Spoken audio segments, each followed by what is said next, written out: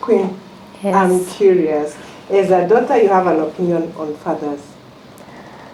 How do you think they can or should model healthy worth identity for their kids? Okay, they should, as he said, the way you express yourself towards your kids or even your wife, there is this coping mechanism that a kid could get from their father when they behave, maybe let me say in a good way. If you can see your father opens the door for your mother sometimes, maybe in the car or anywhere else, the child is going to observe what the father does and is going to do the same thing. Because as kids, I think we copy from our parents because those are our role models.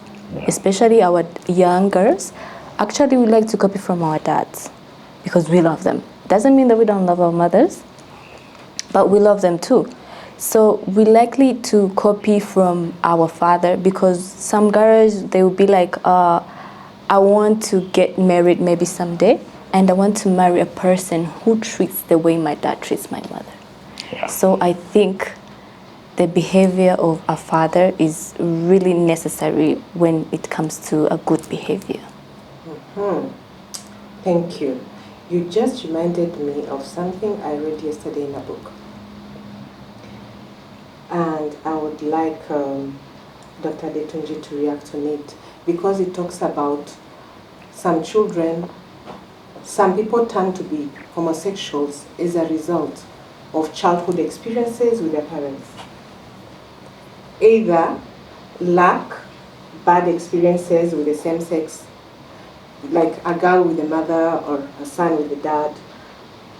Is that true? How does childhood experiences affect a child's sexuality? Well, thank you. Oftentimes, a father is absentee father just because he was always looking for how the food will be on the table at the expense of training these innocent people. I am a researcher, and sometimes we find out who are the respondents. Perhaps that person is a counselor. Maybe some people have come to him or her, the person that wrote the book, and maybe it is not in Africa. You see, in Africa, we have our nuances. We are very upright in Africa. I'm going to be very honest with you. We are very upright in Africa. We don't cross specific boundaries, let alone violating them. So, in Africa, it is not very common that a child, a son and his father will engage in such things. I think somewhere in the book of Habakkuk, God said that if, he said, a child honors his father and he fears his masters. He was asking, if I am your father, where is my honor? If I am your master, where is my fear? Now, in Africa, a father always is a dread. So possibly that is why that is not very frequent that I know of. But what I also know is if the father is a womanizer, the child can pick from there and begin to express that particular thing. Like in primary school, teachers get a lot of data because sometimes even in counseling we ask children to draw what they can say about their father, what they can say about their mother, and usually the father is angry. They will paint with these stranded hairs and all that, and the hive coming out and all that. Yes, but to the extent of a father, I've not had that in counseling, what I've heard is the father can triangulate with the daughter, sometimes with the stepdaughter. And the beauty of it here is, if anybody does that in Rwanda here, irrespective of who he is, if he's related or a father or whatever, and that child, he does that with the child, he will be on life imprisonment. Are you aware of that? You mean child abuse? Sexual child abuse? Yes. Molestation? Yes. If it is just common, you embarrass a child below at 14, of course, between you can go to jail for life. But if that person is between 14 and 18, here under the penal code, you can serve between 20 and 25 years, and plus fine in a way. But if a father, somebody later does that, it's life imprisonment. But that a father will begin to abuse the child sexually, I've not heard that anywhere in Africa here, or I've not heard that in counseling sessions. Actually, the issue was not fathers abusing children, but the impact of parenting on sexual orientation. Okay. The impact of parenting on sexual orientation. Yeah, but that we'll discuss another time. Okay. Today I would like to go back and talk about how couples can see each other again. Before we end this conversation, let's go back to sexuality and how we can improve on families. Now, if we model good behavior, and if we have understood that identity is what God has given and personalities are surrounding, how can we improve on family life? How can, what are simple daily practices for couples to reconnect? Does sex matter in the life of a couple? Yeah. That is a topic nobody wants to talk about in Africa. You don't want to talk about the issue of sexuality or sex among couples. The safest thing, the question I ask them is, were they the ones that put the sex organs in themselves? They said no. Go put it there, and there must be a purpose for it. So I have heard quite a number of individuals claiming that their wives are avoiding intimacy. A lot of that have come to counseling. Well, I know that intimacy builds confidence, it builds bonds. And I beg to say that there's a difference between having sex and making love. One is just physical, the other one is bonding, emotional, and all that. And I've had quite a number of men misbehave because they said their wife said no, but they don't find out why. There could be some biological reasons why a woman will not might have a low libido. For instance, it might be because by hormonal imbalance. This person might go towards might getting near menopause, and it could even be the effect of medicine. It could be. It could even be depression, which is psychological. It could be anything. And sometimes it might be tiredness. And sometimes it might be the way the man addresses his wife. Talk to the wife anyhow. Destroy the brain, the affection. Call her stupid in the morning. You don't make her to spread her lips in the morning. You now want her to spread her laps at night. I don't think it works out. So, but you see, the truth is, if a man and his wife want real affection, real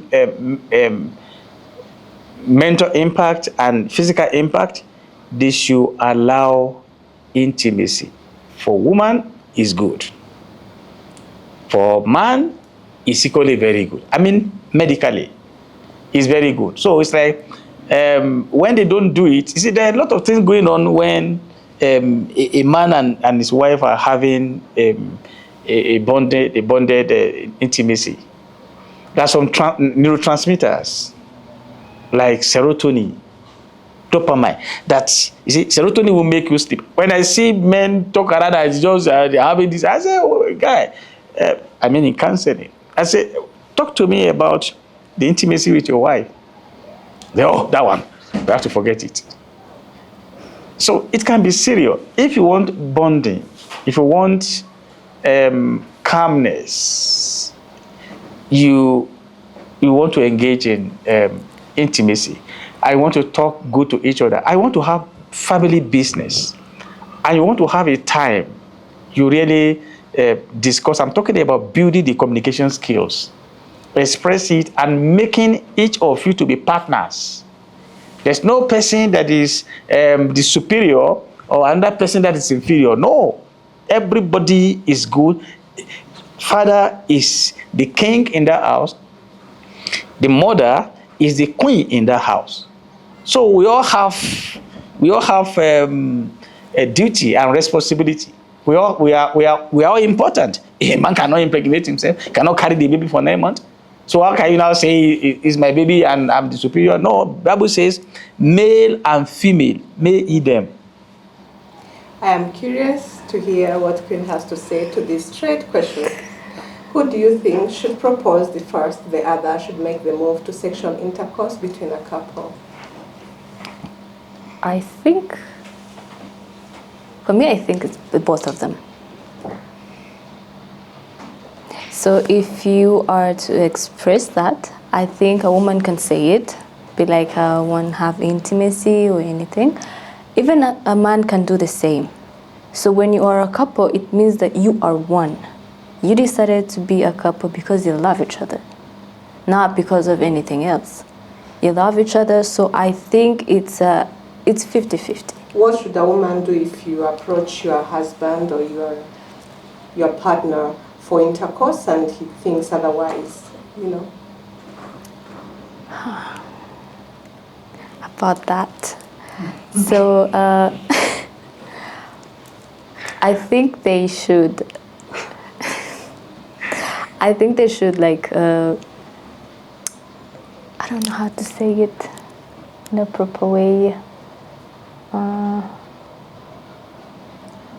I think you should sit down with him, okay? Then express your feelings. Express what you want, what needs to happen, and the way you want it. And the way you want it. I like the last part. Then before I leave your way, there is a trend in town that in Kigali we share. I don't agree with that. But does it work? Is it true? Does it happen? Is it a belief or just a saying? I think that's not a good... okay, let me say it like this. The term the Kigali we share, I don't know where they caught this thing. This generation it's on another level. They think that a lot of girls do it though. They do it. They share? They share. What does it mean? What do they share? They share the guy. Okay. Yes. Knowing I might be dating someone, and that guy doesn't know that the other person who's going to come to him like for a relationship is my friend. So it's like a setup. Okay. Thank you for the explanation. So it actually means ladies set up a man. Yeah. Sometimes even the guys do that. Intentionally? They do it intentionally. So you and I, we are friends, and we say we go for X. Yep. What do you think, Mr. Therapist? Well, I've heard that a lot. I've heard that in sauna. A lot of men have told me that, even some ladies in sauna when we are discussing this. But I think the idea of in Kigali we share is a united society. It was just taken otherwise. You see, Rwanda is a knitted community, fused, close, discuss, and share things. But people went ahead to start to coin it out to say Nchigali we share to mean they share each other's partners and all that. I know that madness is elsewhere. I won't mention the name of the country where they have a group. It might be 200, it might be 100. The weekend, you go with your personal wife or personal husband to that place. And after you have eaten, you have drunk and all that, then you now ask the ladies to go and pick the key from where they lodge the car keys, to go and pick. It is whoever whose key that was picked that woman will spend the weekend. It's official. They are doing that. I mean, the wedded wife, the wedded husband, and for that weekend, and they came back again, and they said they are having the experience, they are sharing. That one, I had that, and I had that, I had a lot of that in counseling and all that. And here, I have had a lot of men or women complain a lot about the promiscuity of their partners. So if they share, I've heard that they share, but not in homes. Not that if the husband will understand that the wife is just sharing herself, and that man will fight. If the woman is also hearing the same thing, the woman will fight over the wife. So they just went a step further, but the connotation really is that where they are generous, and to the extent that they are generous with their bodies. And whatever that causes, I wouldn't know. It could be whether they don't sleep well, whether they are having some psychiatric problem, or whether it is accepted in the society. Because what obtains is, we call it a biopsychosocial. Whether it is something is happening in the body, whether they are sick, or whether it is psychological, or whether the society has accepted it. But as far as I'm concerned, where I hear that said is among people that are doing sauna, and they use that. I say, what does that mean? They say, yeah, they tell me exactly what you have told me now. But they are in the market. They know what is happening. Me, I don't know what's happening. That's my understanding of that. Please join our conversation on sexuality as we rewrite the story of sexuality for a healthier generation. We won't close without talking about one of the solutions we have for this market for women and men, young women and men, as we still are looking out for solutions on how to equip parents to be primary teachers for their children, and schools and churches to be safe zones for education on matters regarding to sexuality and relationships. We have young man and young woman. And today we have Queen to tell us about what she thinks about the Christian guide to teenage sexuality. She's actually a Muslim, so your opinion counts. Go ahead. Okay, first of all, is it okay if I talk about the book? Yeah, yes. So first of all, And you can show. for the young ladies or even young men, we have a book. It's called Young Women. This will help you it has more questions about sexuality, your periods, the way you should date, the dating life, the way you should approach a guy. So I think the young women will guide you to, especially for the teenagers, about your sexual life. So if you have questions that you are embarrassed to ask your parents or your friends, sometimes you don't feel comfortable asking your parents that, or even your friends, you'd be like, maybe they will judge me somehow. So here is a Young Women. This one, Young Women. It will help you in every way. Actually, I was reading it, and it did have some things that I wanted to know. I cannot tell you, but it has a lot, especially For those ones who are curious, please read chapter 7. Be curious and read it. Thank you. Thank you. That was amazing. I'm so glad. As a farewell, Dr. Detunji, I want to ask a personal and straight question. Is it possible for a man to be faithful to their spouse, irrespective of differences? Can a man be sexually faithful to one partner? Yeah, because there's a commitment we made that day, and God is there. So it is not about whether or not your partner is faithful. It is the covenant you have made with the Lord that you want to stay committed and faithful. There are challenges, however, that men could have. Especially if somebody is drinking, he might be tempted by peer influence. And I also know that a man who is not with his wife might, especially when he's getting above 40, who is not having intimacy with the wife, might be prone to have prostate enlargement. And prostate enlargement can lead to prostate cancer. I've had quite a number of cases like that. I understand that. So, and actually, I'm a Christian. The Bible says that because of our weaknesses, let everybody go and marry a wife. So it is possible to be committed to a particular person. Just 2 days ago, I was in sauna. I met a guy that knew that my family is Nigeria and I am here to work. He said, "Oh, so how many girlfriends have you had?" I said, "I don't have any." "And you're not married here?" I said, "No, why would I do that? I have my wife. I'm committed to her." He said, "Oh, for me." He mentioned that he had a Nigerian girlfriend. He had a Ghana girlfriend. He had a Mozambique girlfriend. He said, "Apart from here." I looked at him, I said, "I don't want to try that.